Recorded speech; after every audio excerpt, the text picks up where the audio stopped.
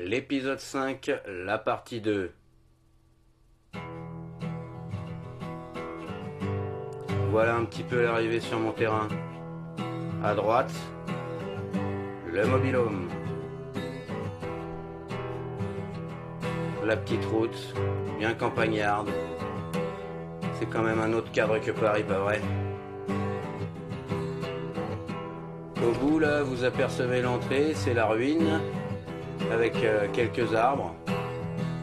Moi, j'ai déjà pensé plusieurs fois à essayer de retaper cette ruine, mais bon, non, on va même pas essayer, c'est beaucoup trop ruine. Mais il y a des trucs à récupérer.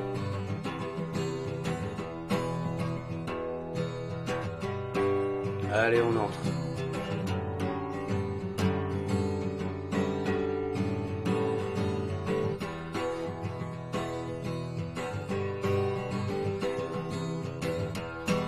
C'est quand même beau, hein.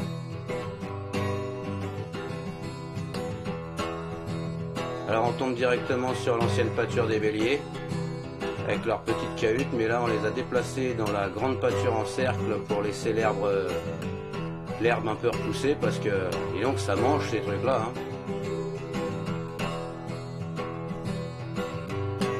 Le petit chemin qui va jusqu'au mobil-home.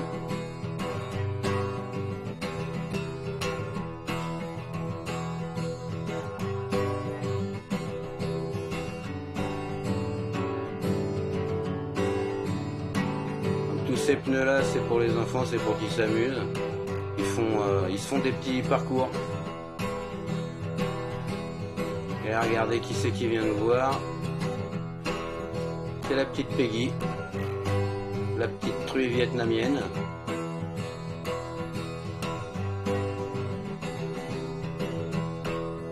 On va aller voir tout ce qui est des ruines un peu de plus près, parce que j'ai des petites choses à vous montrer quand même.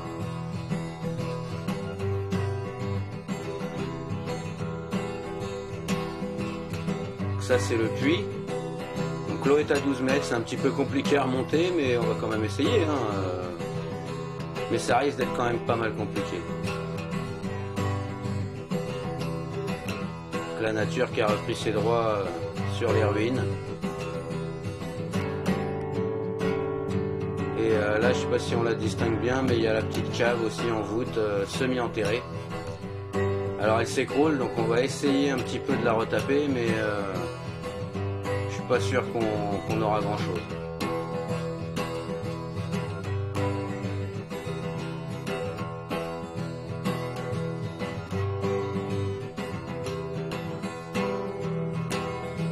Ça c'est le tuyau qui me permet d'aller arroser tout le potager au fond. Et je sais plus combien de mètres.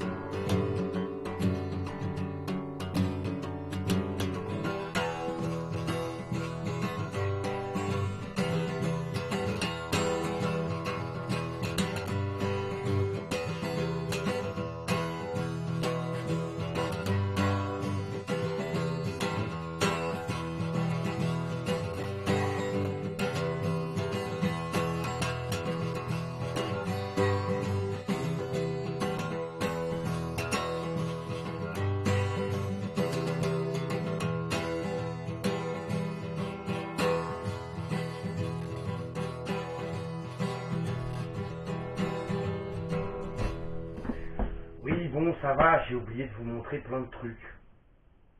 On y va.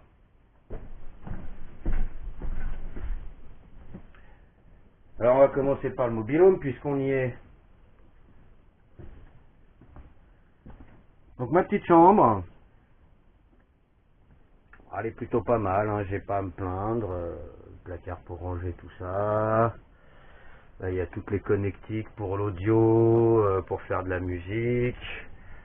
Pour ceux qui connaissent ce petit jouet, je la conseille, elle est indestructible pour ceux qui la connaissent. On peut jouer au foot avec et enregistrer tout de suite derrière, hein. Ça fonctionne, c'est vraiment extrêmement solide. Donc, la salle de bain, avec les petites toilettes sèches, voilà, le seau pour la douche, et la douche solaire qui va arriver dans pas longtemps. Voilà, les croquettes du chat, bon. Voilà, le petit coin cuisine avec ma petite plaque de feu, plutôt sympathique. Le régulateur de charge solaire qui est à 27 volts 6, donc là qui est en train de charger à fond. Voilà, mon petit café que je me suis préparé juste avant de tourner. Donc ça c'est la récolte d'hier, sauf le concombre, hein. Le concombre, je l'ai acheté celui-là. Les miens ils sont pas là du tout, hein. Vous avez pu voir dans le début de la vidéo. Donc voilà, donc bon bah il fait super chaud dans le mobil-home, donc on essaye d'occulter comme on peut.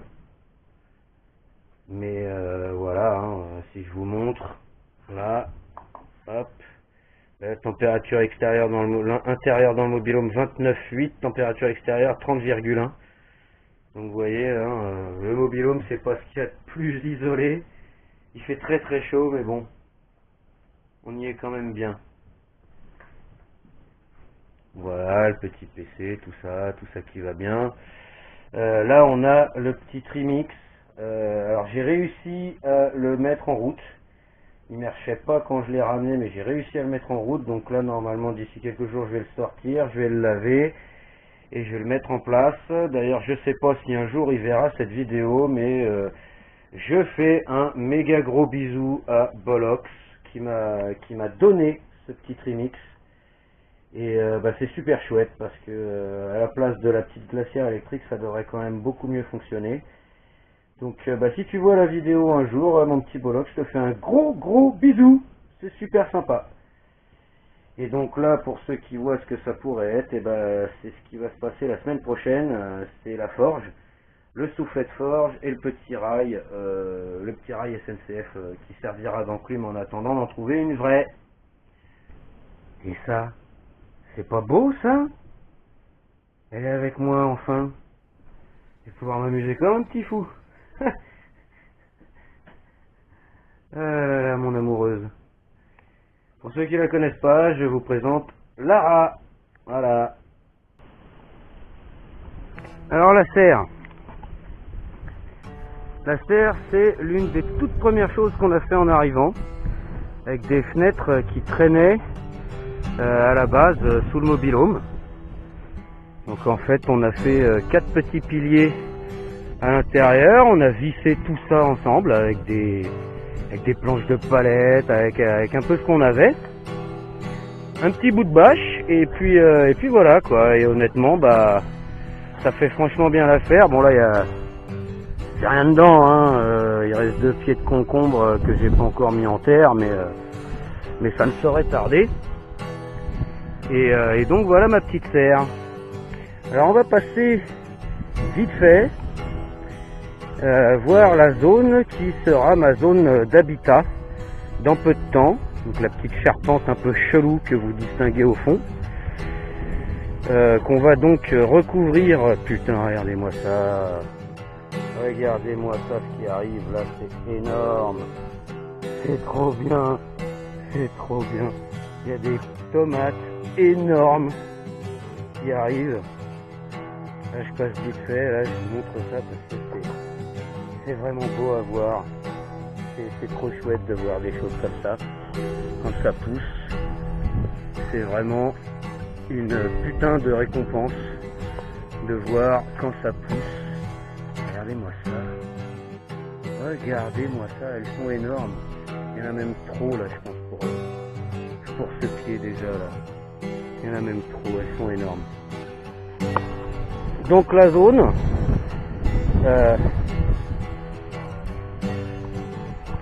la zone, qui va devenir le futur habitat. Bon alors là c'est le bordel parce que bah voilà, hein, 2 semaines d'absence et près d'1 mois sans travailler sur ce chantier là. On a déjà un petit peu dégagé hier, mais bon on a encore beaucoup de boulot de débroussaillage à faire. Par contre quand on voit la végétation, bah à mon avis quand on va faire l'habitat ici on va être bien. On est à l'ombre, on est à l'abri du vent parce que ça souffle et là on sent presque rien.